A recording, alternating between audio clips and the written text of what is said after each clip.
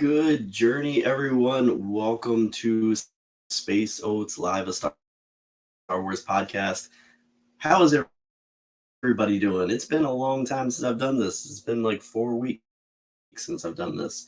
A lot of stuff to talk about. Oh my goodness. But yeah, I'm gonna go ahead and really quick just start a little bit of the leftover of A New Hope that I've been watching. So I'm gonna go ahead and hopefully get that going because there we go.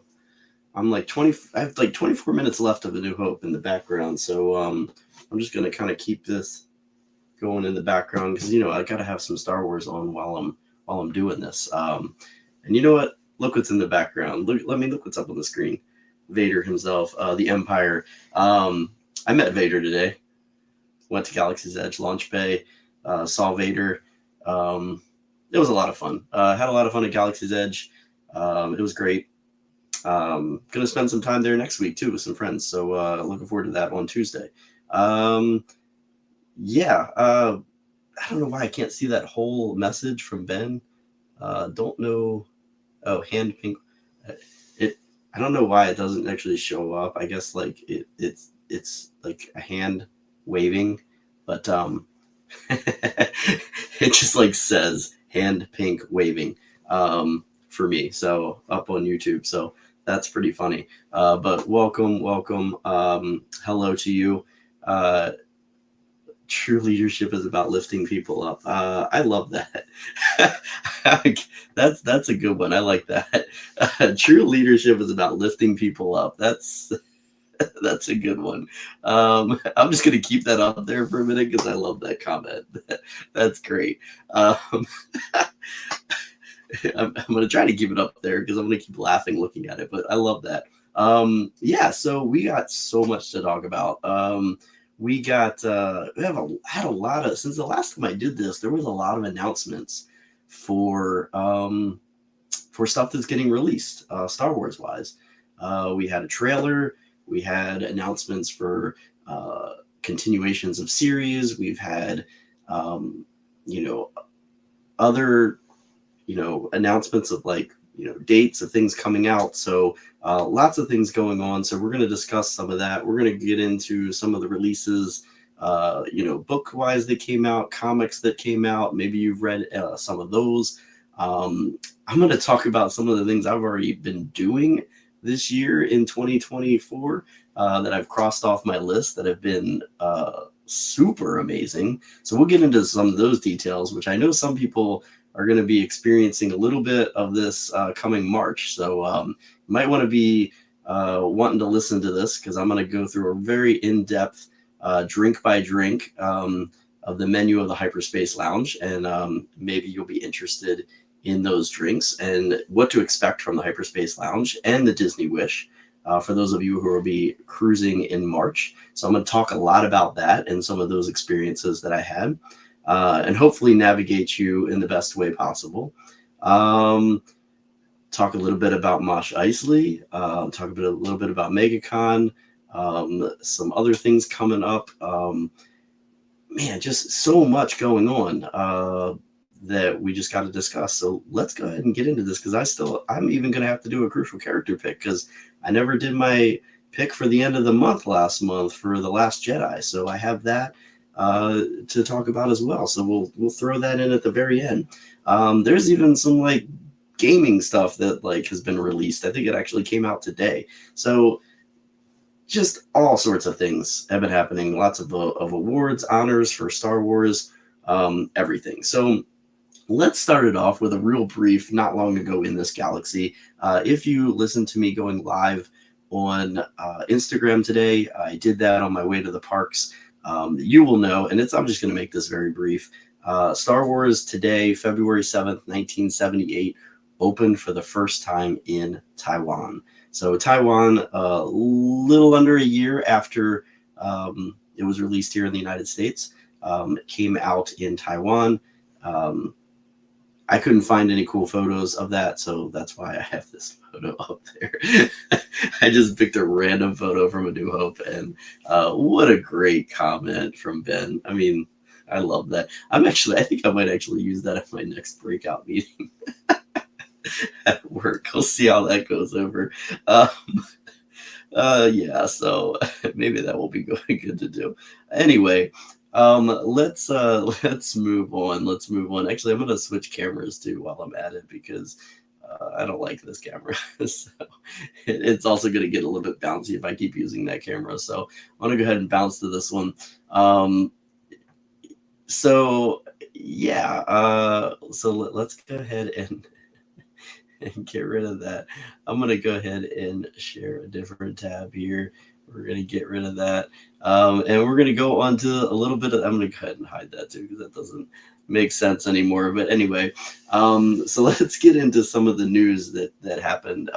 Like I said, last time I did this, I think it was January the 9th was my last episode. So it was like right before my actual wedding anniversary. It was a Tuesday night. Or it may have been a Monday night. I can't remember what day of the week I did it. But it was a Tuesday night. And then Wednesday, we went and celebrated our anniversary. So Wednesday, well, actually, no, it was like a couple days later, actually, or I don't know, whatever. I think it was the 10th was a Tuesday. That was actually my anniversary. We went and celebrated the next night, which is the 11th. But also the 11th, I woke up to this news with this cool photo that came out all over social media, a drawing from Dave Filoni, basically telling us that what we kind of heard a couple days before when they announced the Mandalorian and Grogu movie, that Ahsoka was going to be up and coming, because it kind of said that with all the movies and series that were going to be coming to fruition. And then we got the official announcement that Ahsoka season 2 was in the works, basically with this new sketch. So, and it kind of gives us an idea of maybe where Ahsoka 2 is going, which if you watched Ahsoka, hopefully you have, because this kind of was at the ending. And if you are familiar with this, this really connects to the Mortis arc. And if you're not familiar with that, that is from the Clone Wars animated series. So I highly recommend. That is one of my favorite story arcs of the Clone Wars, is the Mortis arc. And it really gets into the part of the Force with the prophecy, the chosen one, a little bit of connection to that, with the Father, the Son, and the Daughter, and the light and the dark and the balance.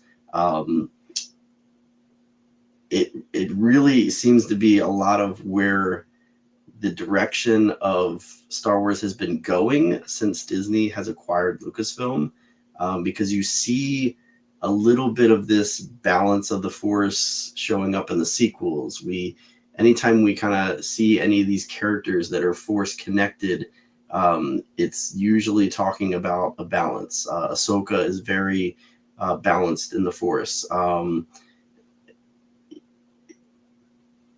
I mean, technically, if you really think about it, Anakin really, kind of brought balance in that way. I mean, he was the chosen one. That was what it was all about.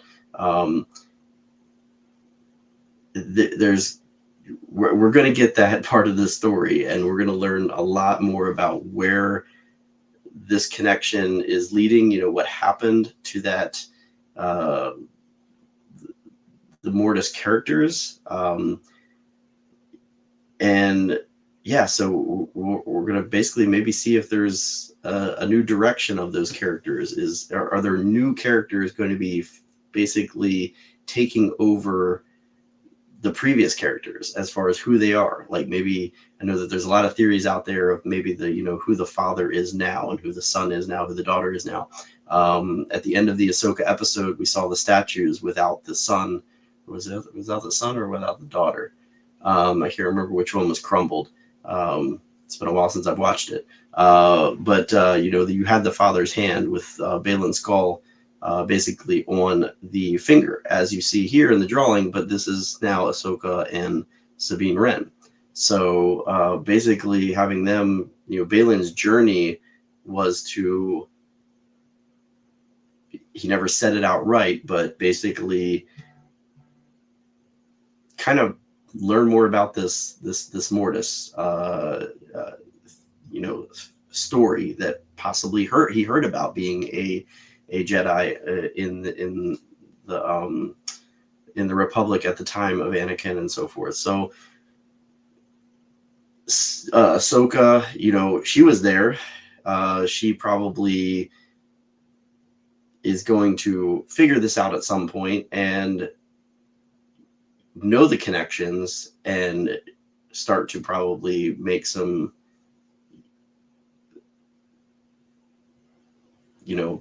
connections into this and go this way and try to learn more about, learn more about this, because it kind of, at the end of the Mortis arc, it was kind of like, did it really happen? Did it not really happen? Was it even all real or not? So this is going to be kind of like hard proof that that this was, something that happened, and probably Ahsoka learning more about this and taking Sabine along for this journey as she continues her training. Ben saying he always felt like Luke was the first time we saw balance. The way he force choked the Gamorreans going into Jabba's palace always felt like it to me, at least. Yeah, I mean, I guess so. Yeah, I would say so, because at that point in time, Vader was full dark side. We saw a lot of that in Return of the Jedi, because Luke, like you said, he was light, and then you see him go a little bit to the dark side, dressing in the black and doing the whole force choking and using those, kind of edging towards that side a little bit. And then at the end, obviously, we see Vader kind of come back and find that balance of light, for his son and saving his life. So, yeah, and if you're going like chronologically and you're going back, I think now they're trying to really show that there was a bunch of Jedi that kind of felt that way, and we see that in a lot of characters now, where they edge a little bit to the one side or the other, because they see that you can't just be full one path or the other. There's got to be some sort of like middle ground, and there's been a lot of exploration from that now, which has popped up in many different series, from the Clone Wars to Rebels to Ahsoka, even Ahsoka when she first appeared in Mandalorian, all of that. So, and also mentioning it was Anakin's attachments that made it all possible, proving that the extreme is wrong. Yeah, that is true. That is true. Yep. So he kind of, was the first one to really outwardly show that, in the way his thought process was. So, so I can't wait to see Ahsoka season 2. I mean, there's really I think they have mentioned that it's in development now.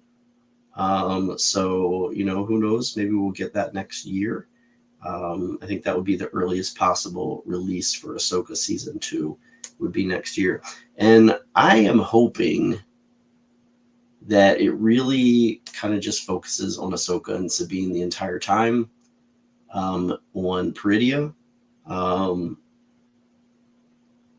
and no like following Ezra or anything like that. I kind of hope they just kind of stick to that story on Peridea, and maybe at the very end, if Ahsoka is going to come back and connect to the other galaxy, that it basically connects at the very end. So, but I hope it's kind of just this own journey of Ahsoka.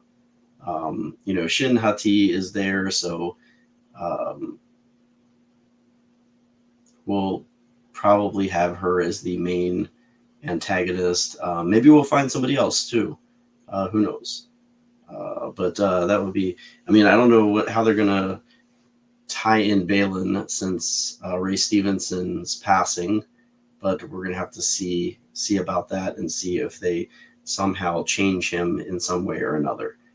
Who knows if he somehow has connected with the Mortis and maybe it changes his form. We know that the form of the son and the daughter could change in the original Mortis arc theory,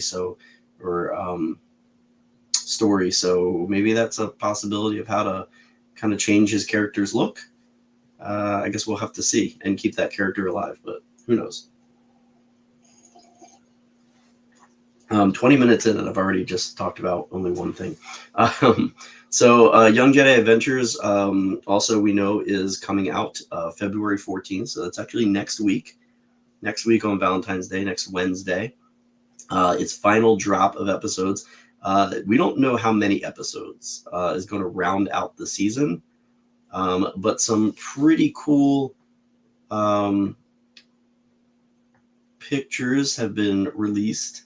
And this one in particular, I really love. Really, just kind of, I think, solidifies the ending of the series. And I think this is kind of going to probably be one of the last episodes that we're going to see all this. Maybe that they're kind of maybe graduating in some way or not. I mean, not from Padawan to anything, but maybe they've just passed their first test or something like that. So it'll be interesting to see where the story goes if they continue on the series in season 2.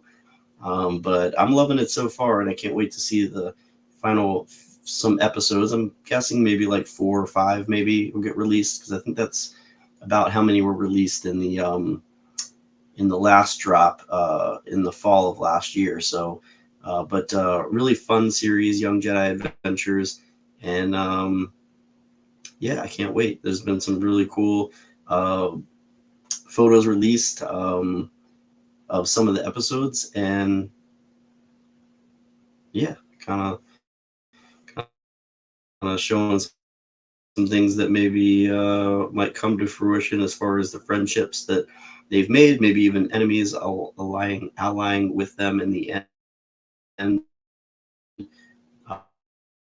which is pretty cool. So, and then finally, we had the coming out February the 21st, and the season 3 trailer was released.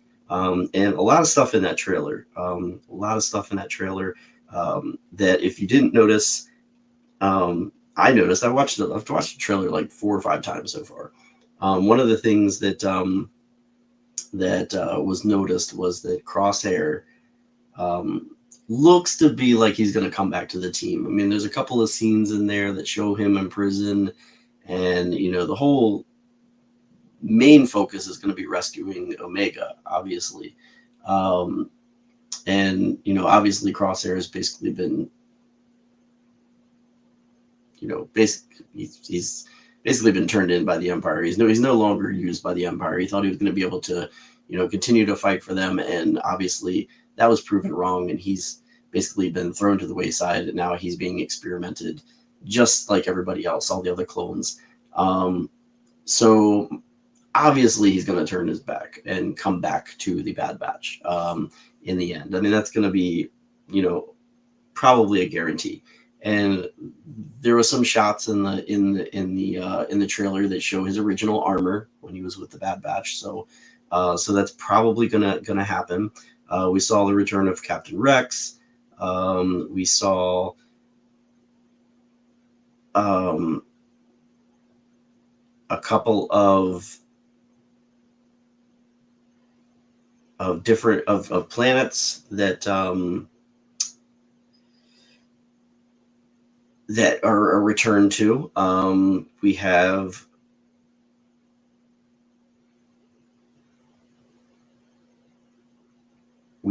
Teth, which ties it to Ahsoka a little bit.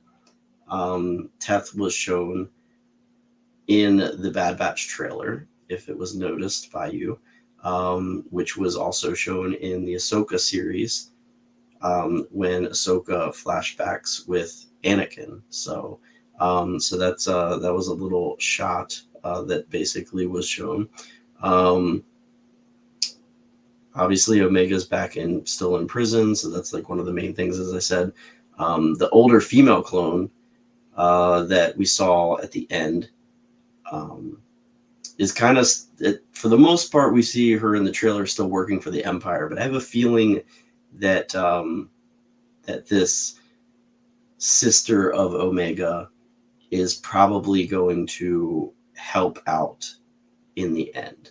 So we'll see where that goes. Hemlock is still a major power in this series. Dr. Hemlock on Mount Tantus. So he's looks to be the biggest kind of bad in the series. I love seeing Delta Squad always. I played Republic Commando. Love that game. And Delta Squad is really cool. And he looks to be like he's Dr. Hemlock's kind of Dark Troopers.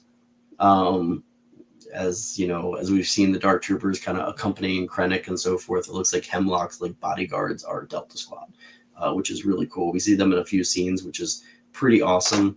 I don't know how I feel about this rumor of Tech still being alive.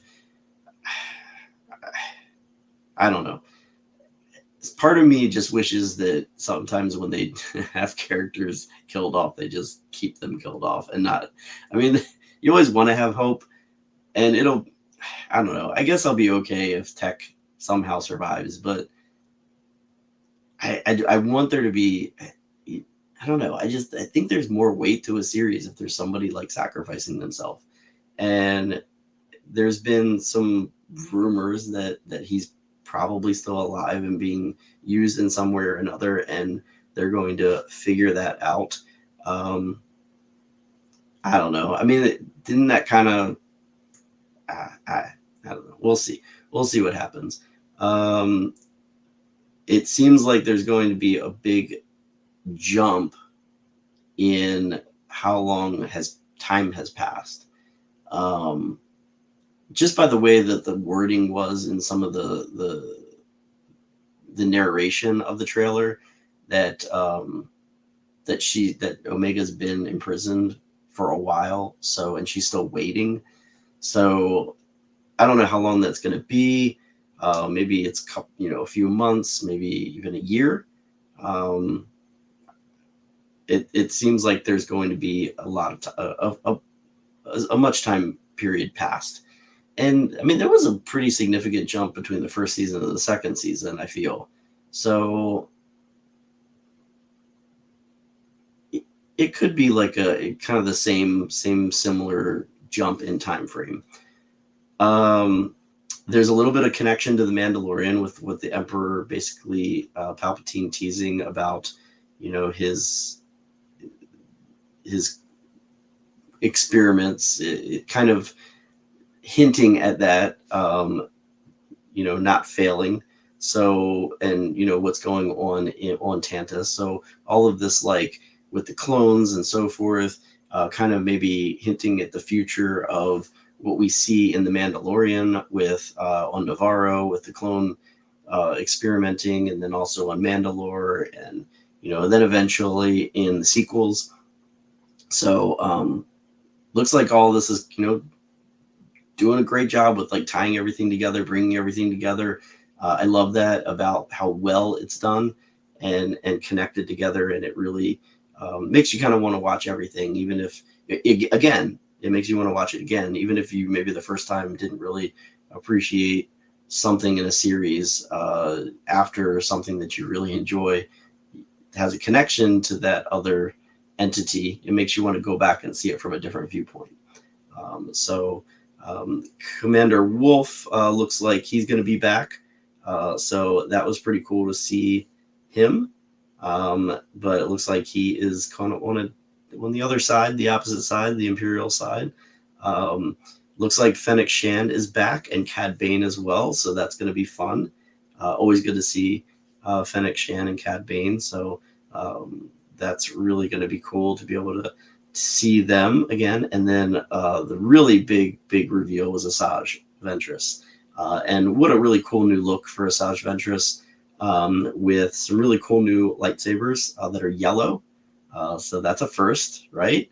That's really cool to have. And then back kind of looking like the way she did when she was a Jedi, with a really cool hairdo there. So really awesome. And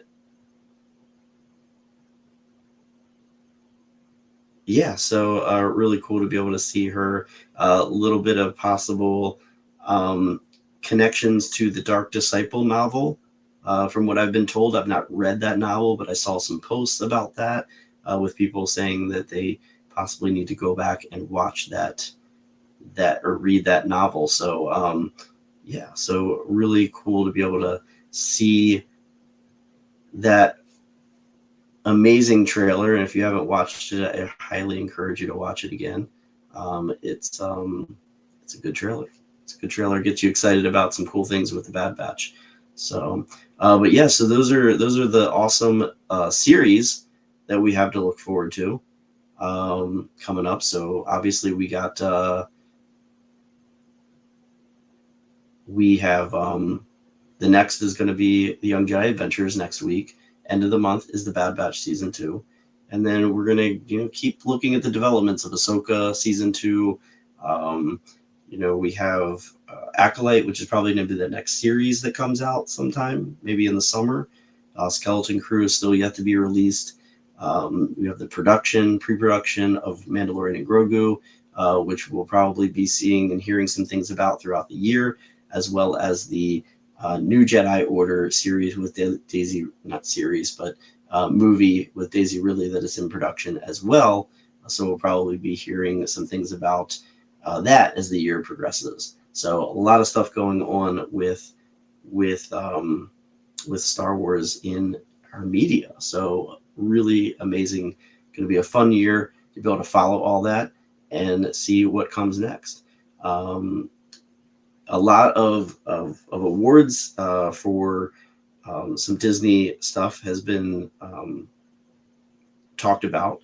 And the Annie Awards, which actually come out February the 17th, there's a lot of nominations for Star Wars Visions for the Annie Awards. Visions Season 2 had a lot of nominations.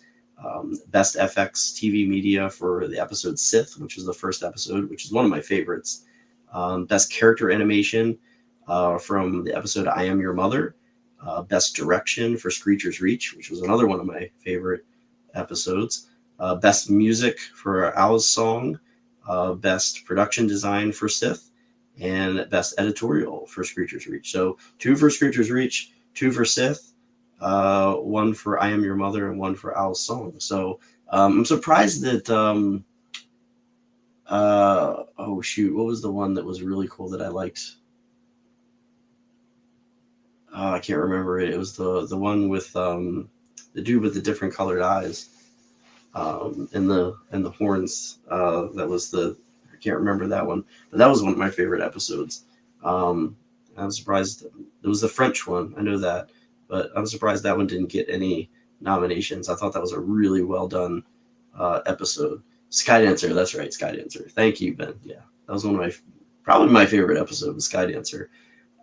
So yeah, also Dave Filoni is going to be honored at the 51st Saturn Awards. That is going to be, actually that happened already, February the 4th. That just happened. The Saturn Awards were just held, and Dave Filoni, who is the current Chief Creative Officer of Lucasfilm, received the George Powell Memorial Award. So yeah, really cool for his career achievements, animation, and beyond.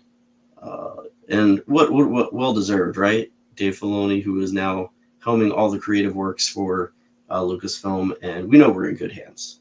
I read a comment the other day, somebody on social media that said something about making a controversial statement that Dave Filoni is a better director than George Lucas. But honestly, I don't think that's controversial at all, because George Lucas really never claimed to be a good director.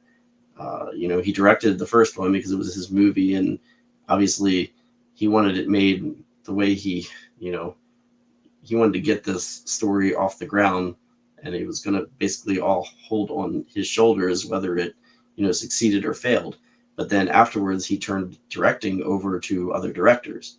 And even though he directed the prequels, he didn't want to direct the prequels. He tried to get other directors to do the films, but nobody wanted to do them. They all kept saying that they're your films, which I think is one of the reasons why Spy Dancer, not Sky Dancer. Yeah, that is right. It sounded right. Spy Dancer is the correct, yes. but I think that's one of the reasons why the prequels they could have been better if they had different directors. George Lucas is not a director; he's a storyteller, he's an editor, he's not a director. So that's why some of the movies. So there's some parts of the movies I'm like, oh, that could have been done way better. They're great stories overall, but George's vision is amazing, but he is definitely not a good director. I mean, he's a good director. He's not a great director. There's a lot of great directors out there, and Dave Filoni is great, and I think he definitely is a better director than George Lucas. Better storyteller. I mean, he's telling the stories that George Lucas created, so he's an amazing storyteller, and he is right up there in somebody who is the correct person to continue in telling the stories that George Lucas created, because I think he understands George the most with working alongside him for so long. But yeah, I hate Sam. Yeah, there's so many scripted dialogue in the prequels that I'm just like, ugh, why? And a lot of it comes from Attack of the Clones, honestly. So much of it comes from Attack of the Clones. I think just there's so many conversations in Attack of the Clones that are just awful, back and forth. Yeah, so again, visionary, amazing person, Dave Filoni. We're in good hands. What else? We had some awards as well with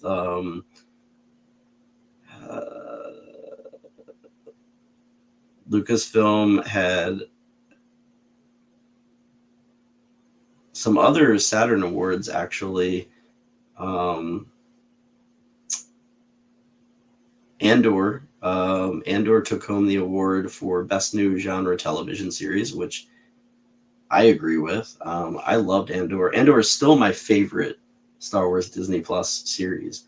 And I can't wait for season 2, which, yeah, I guess that's gonna at some point get released. I don't know if that's probably not going to be until next year, because I think that just started production as well. So we'll be hearing more about that as well. So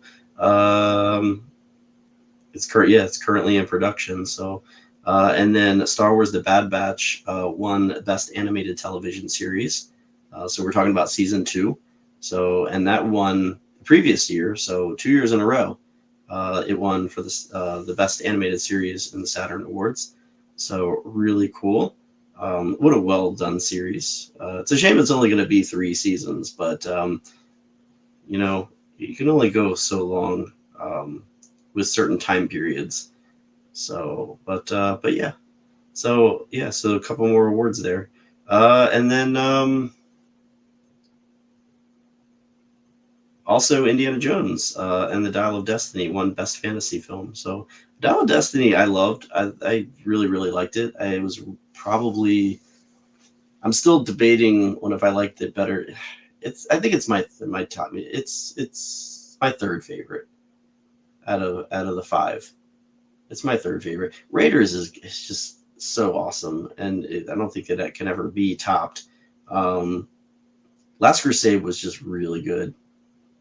Dial of Destiny, the only critique I ever got about Dial of Destiny is just it felt a little long, but I loved everything about it. I thought it was a lot of fun, and it was very well done, and it was a good closing movie for Harrison Ford and Indiana Jones. So it was good. It's definitely my third in my top three.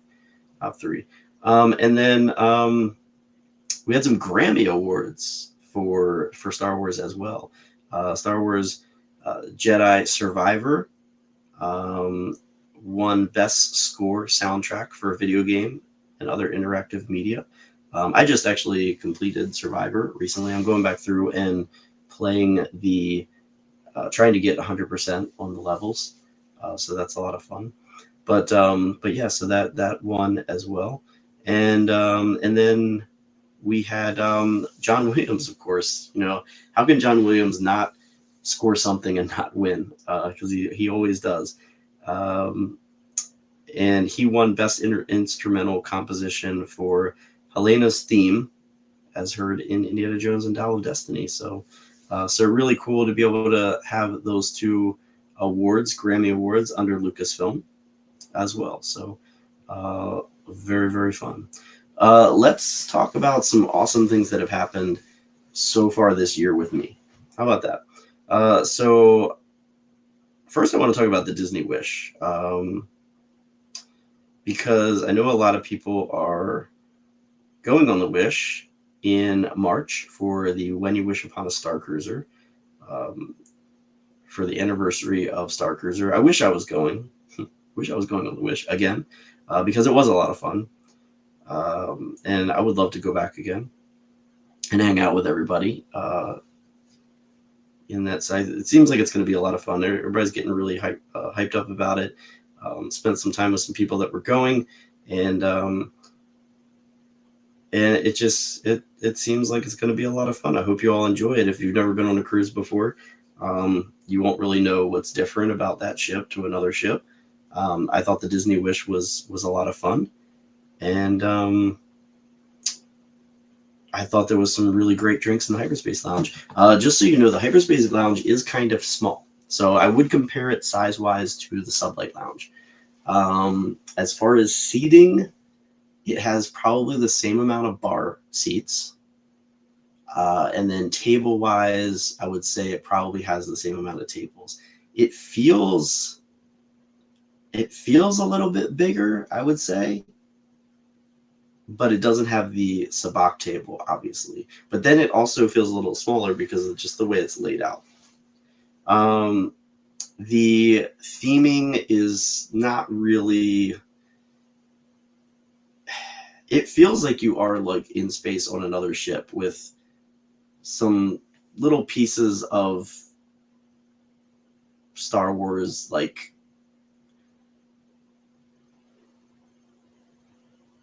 things around the galaxy, little trinkets and things. I'm just going to say that are kind of displayed in there. There's a lot of good props.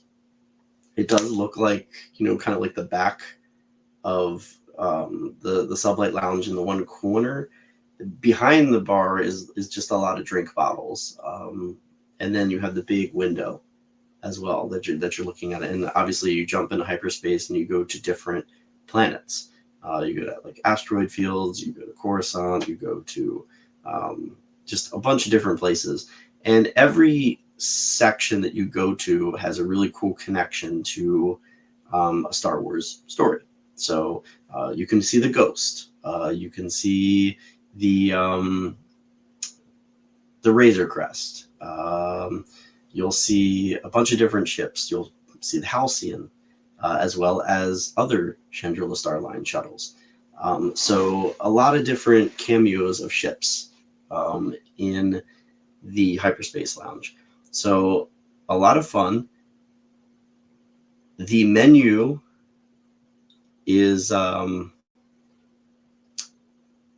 just going to kind of pull it up here because I'm going to kind of go through this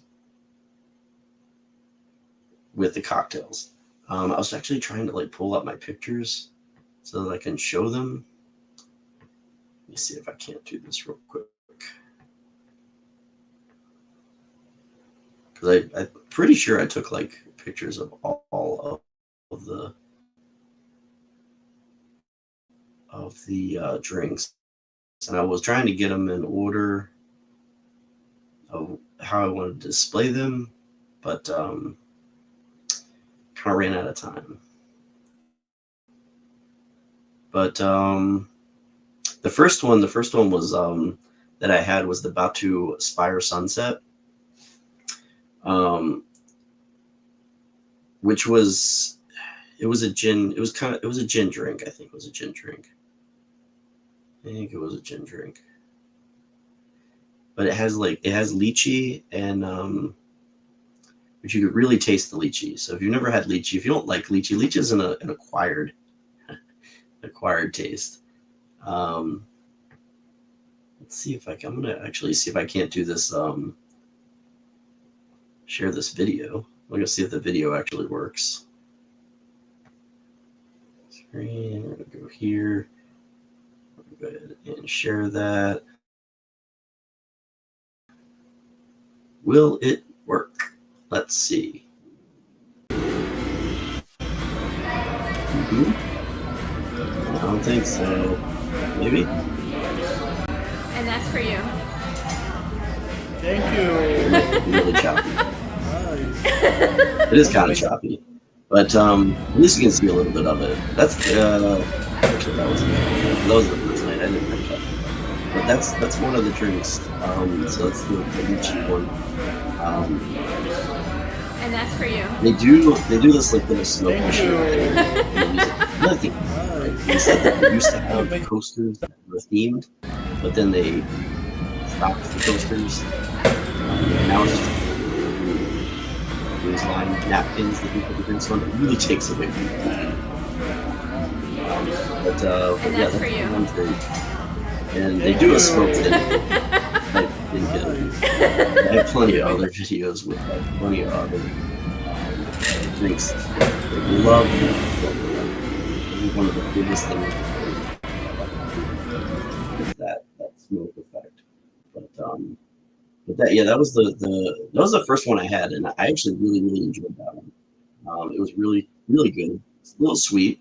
I mean, if you know Disney and their drinks, they like sweet. So most of their drinks are very sweet. So that one was a good drink though. That was probably one of my favorites. I don't know if it was just because it was my first one or not, but it was probably one of my favorites. The second one on the menu I actually didn't have until last because I was really nervous about that one. It was the one from Mustafar. It's called Birkin's Flow, and this one actually is. And I don't know if they changed this or not, but when you walk in, like just outside of the hyperspace lounge, they have like a display of some of the items, some of the drinks, some of the glasses, and then they have like a little board that says like featured cocktails. And this one said it was the featured cocktail. I was a little bit not excited about drinking this one, but I did it. But I think he changed it slightly for me because it looked different. So yours might not look the same as the way mine looks. So I'm gonna go ahead and pull this one up as well, just so you can kind of have an idea of what this one looks like. But this one probably will look a little bit different for you because he changed it a little bit. Because I told him I was hesitant on ordering this one because I didn't like white chocolate and it had dark chocolate. Are you recording? It was Godiva Yeah. chocolate, coconut water, rum chata, and a couple other ingredients. And it was kind of like a dessert drink. It looked like a chocolate martini type of thing. But it was a white chocolate. And Are you recording? I'm not Yeah. doing white chocolate. So he said he was going to change it for me a little bit, which I enjoyed it, but definitely not my favorite. I'm not big on like chocolate drinks. Just this kind of position I love ones. Are you recording? Yeah. Big thing for at least the first place. And even the drink next to it, the bar next to it. That was the other interesting thing about the bars is if you went to one and there was another one next to it, they were basically serving the same drinks, but with different themed names. So, like, there was a bar next to the Hyperspace Lounge called Nightingales, I think it was. It was like a piano bar. And the first night, my brother and sister-in-law went to that bar. I went to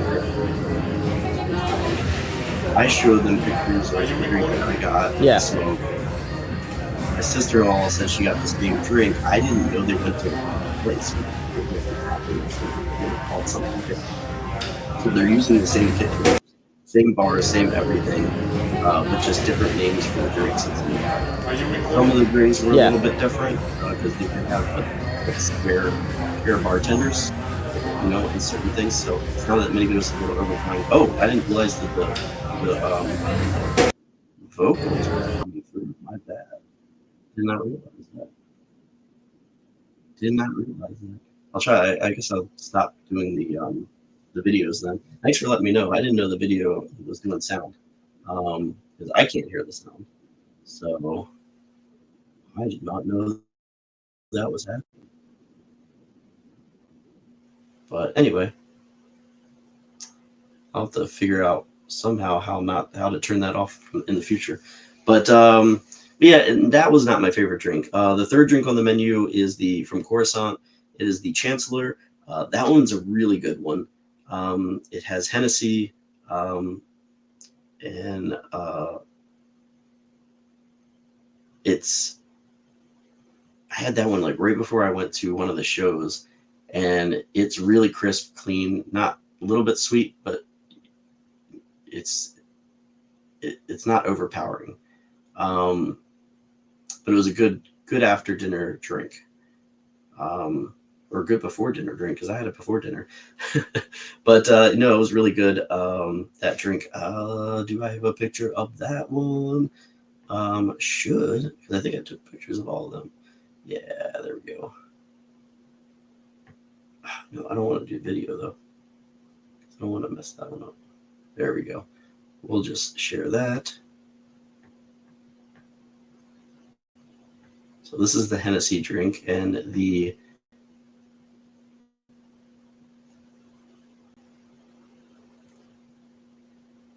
so that's that.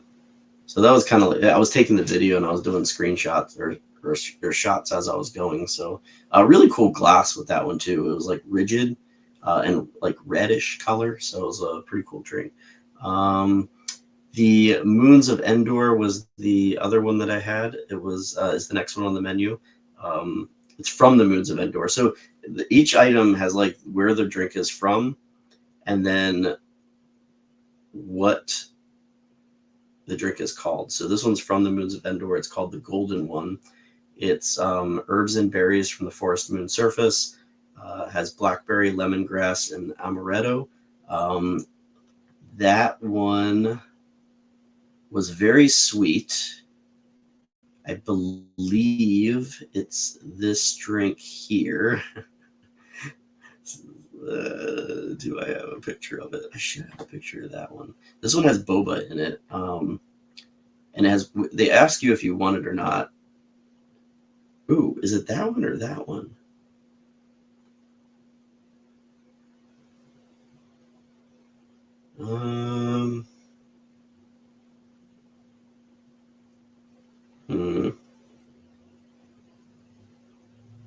Now I'm not so sure which one was which.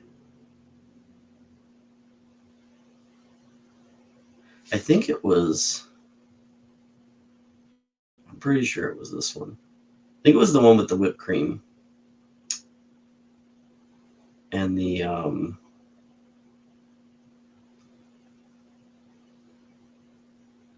yeah, I'm pretty sure it was this one. Pretty sure it was this one. Let's share this.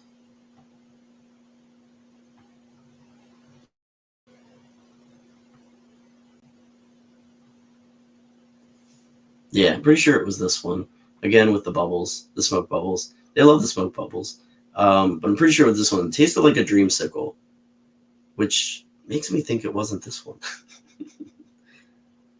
But this one was either, yeah, it was, because it's the golden one, which basically it's gold. It tasted like a dreamsicle. So if you've ever had a dreamsicle and you like dreamsicle, which I do, I loved it. I normally would not go this sweet on drinks because it was very sweet. But it had the whipped cream and the boba on top. Definitely a dessert drink. Definitely a dessert drink or an afternoon drink. I wouldn't drink this like late at night. But it was still a good drink. It was fun.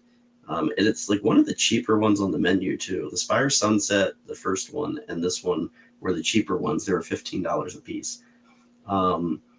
The Freetown Reserve, that's from Tatooine. If you recognize Freetown Reserve, the folks of Freetown, where the Marshal was from, that was a bourbon drink.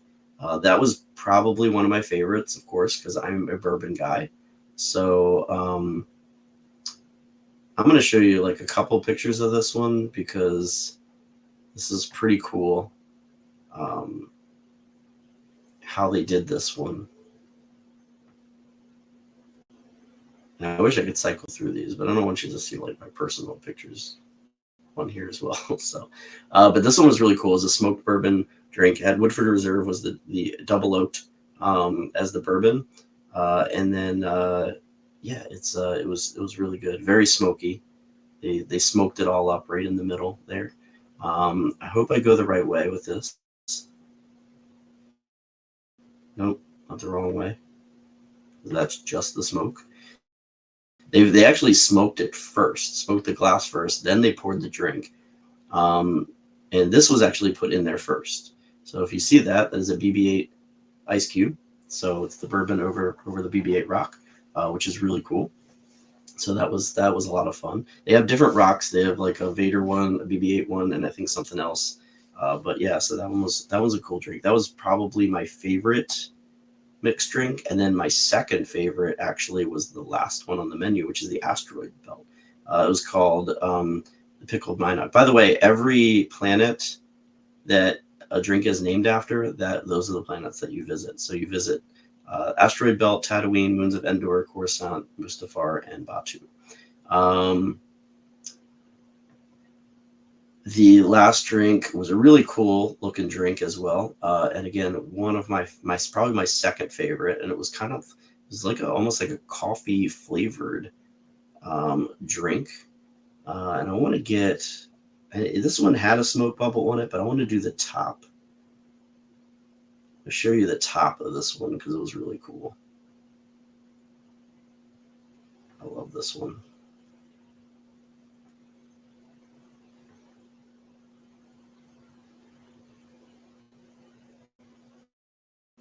This one's a really cool drink because it had like this little chocolate thing on the top. And this was the same glass, but just a different colored glass as the Chancellor from Coruscant. So this one was from the asteroid belt. It's called the pickled Minot, and it had mezcal, blood orange, and Bailey's salted caramel, which kind of gave it like this coffee flavored drink almost feel to it, but with the chocolatiness of the little chocolate Star Wars thing on there. This one was good. This one was definitely my second favorite of the three. So you could actually purchase too in the Hyperspace Lounge some different themed glasses. So they have the chalice from Sublight Lounge. Obviously, it doesn't say it doesn't have the Halcyon or the Chandrila Starline symbol on the bottom. It just says Hyperspace Lounge. You could also get the glass from the Mustafar drink in Sublight Lounge. There, it doesn't come with the tube of the lava, but it's the glass with the stand, and it doesn't have obviously the Halcyon symbol on the stand either. But they have those glasses. So if you've never got a chance to get those, and you want to get those glasses, or if you want to get more of them to add to your collection, you can buy those. You can add those to any purchase of the cocktail for another $12, which isn't bad, honestly. I did not go that route and get any of that. And then they also had some other theme. They had the Porg cup that you could get at Galaxy's Edge.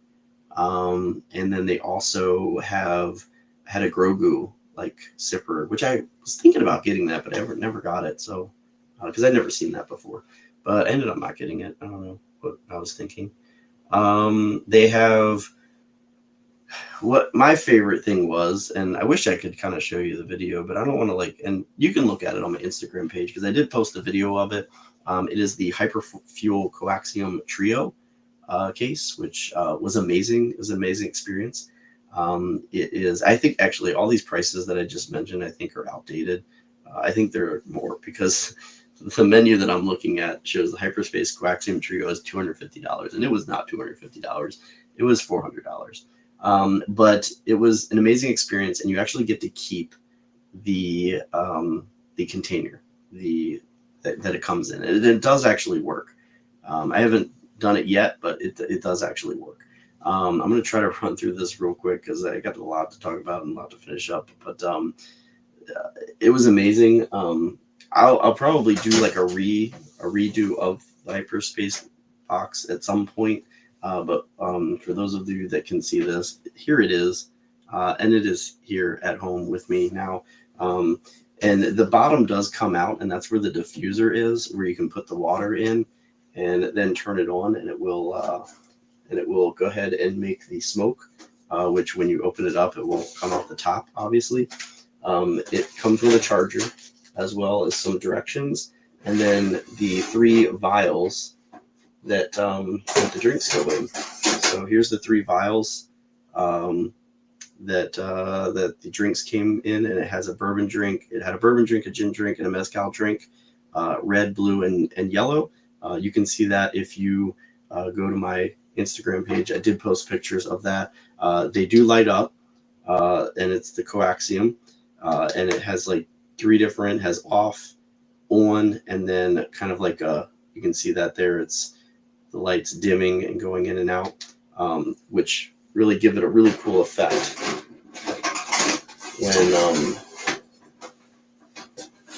when you're drinking it. So, but a lot of fun that was ordering that. If you are planning on getting that, I would try to get that as soon as possible. So I know that if anybody has been talking with me over the past couple weeks, which I know a lot of people have been asking me about the trip and the drink, and they are going on the cruise. There's been a lot of people that said that they plan on getting it. I believe on my cruise there was only 1, and I'm the one that bought it. So to my knowledge, there was only 1.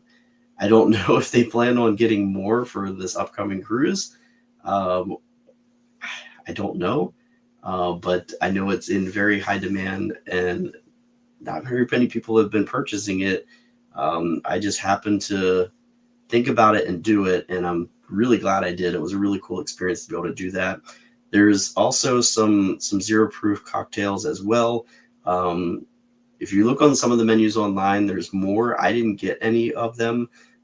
It seems like there's less now. There's maybe only 2 of them, and I can't remember which ones they are. And then if you really want to go crazy, you can get the Kyber Crystal. The Kyber Crystal is that $5,000 drink, which has a lot of things that go along with that, including a trip to Skywalker Ranch. You do not get to keep the Cantomo that it comes in. A lot of people don't know that. It's a really cool, sophisticated contraption that opens and smokes and everything else. You do not get to keep the Cantomo. The Cantomo, there's only 1 of them. It stays there. It's just for presentation, but everything else that comes with it is yours. There was also a Lucasfilm, Skywalker flight that you can get, the Flight of Skywalker, and it has all 4 of the, hopefully it has all 4 of the Skywalker Ranch wines that are available there. That being the Skywalker Pinot Noir Rosé, the Skywalker Chardonnay, the Skywalker Pinot Noir, and the Skywalker Sparkling. They did not have the rosé when I was there. Apparently, it's in very high demand, and they haven't even seen it on the ship for like 3 months. So he subbed that out with a French rosé for me. So I still got 4 wines. He being Kelvin. Kelvin is an amazing server there. Highly recommend asking for him if you're there. He loves Star Wars. He was a blast to interact with the entire trip. And then they also have 2 beers, which I did not get. One of them is one that they feature in Galaxy's Edge, that being the Batu and Harvest Brew, which I think is the same one. And now that I'm looking at it, maybe not. But then I know the other one is not featured anywhere, and that's the Mustafarian Black Ale, which I think is a porter. Yeah, so anyway, I didn't get that either. I just was not in the beer mood. So I wanted to get it, but I just never had the chance to go back and grab that. I'm going to actually, there was a couple other things I was going to talk about with the comics and books and things like that were released. I'm just going to real quickly run through some of those. Ahsoka series is getting an adaptation via comic, so that's pretty cool, kind of like The Mandalorian did. There's a Thrawn comic that has debuted, I believe. If not, it's coming out soon.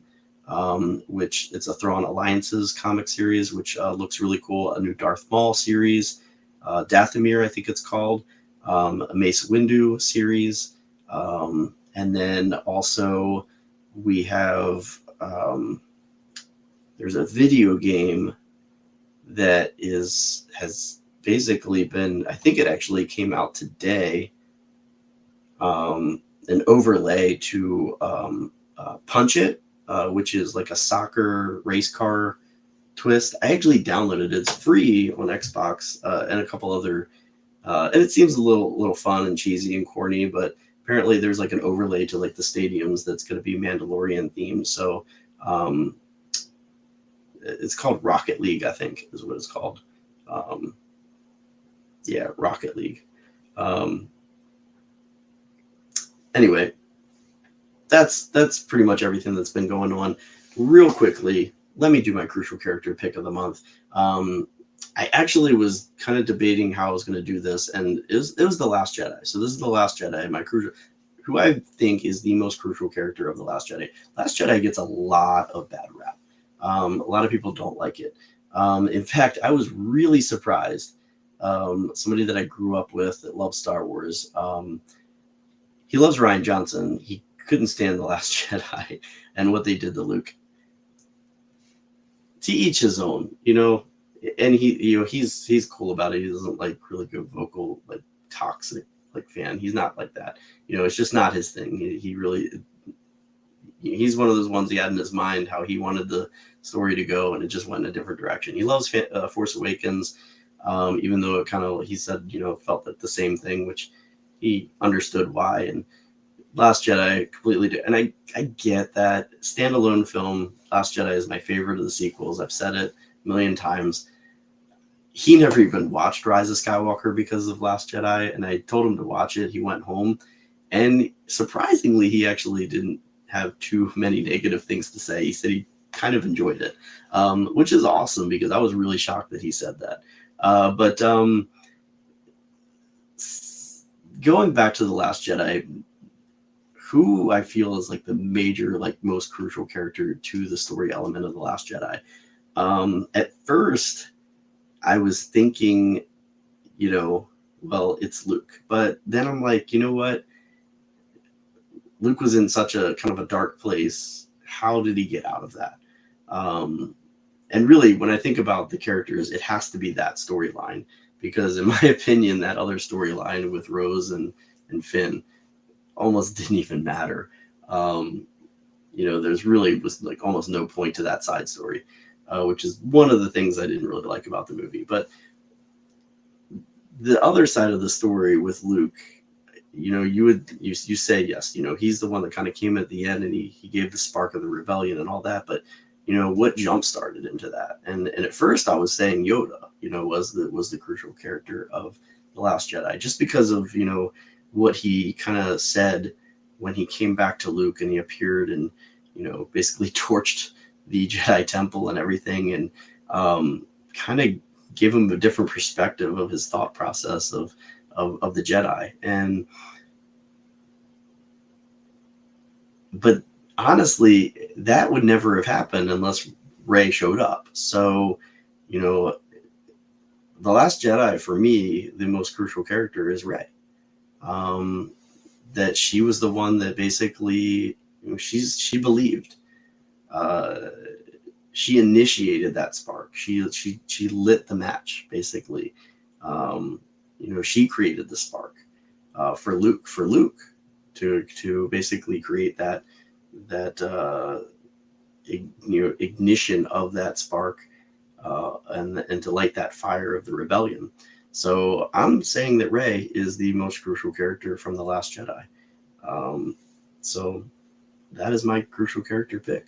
Let me know if you agree or disagree, and who you think it should be otherwise. But I'm going to say Rey is the most crucial character. I really loved her story development in the movie. I loved Daisy Ridley. I think Daisy Ridley's best performance was in The Last Jedi. So I'm going with Rey for my crucial character pick of The Last Jedi.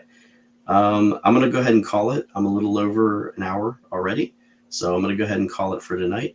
Thank you, Ben, for joining in. I had a couple other people pop in and out, so thank you for joining as well. Thank you for watching this. If you're watching this later, I think I'm going to be on track of doing this every week now again, with that little hiatus that I had.